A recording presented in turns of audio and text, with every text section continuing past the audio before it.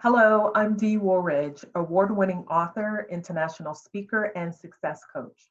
I'm also a certified clinical hypnotherapist. And a common question I get is, can a person in hypnosis be controlled?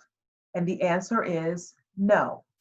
It only appears that way in stage hypnosis, and television is for entertainment.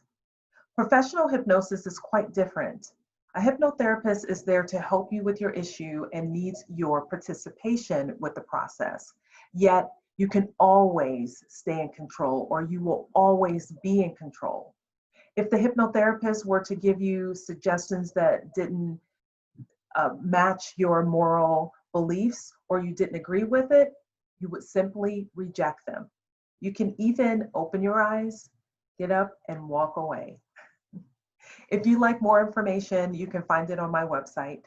I'm Dee Woolridge, author, speaker, coach, and certified clinical hypnotherapist.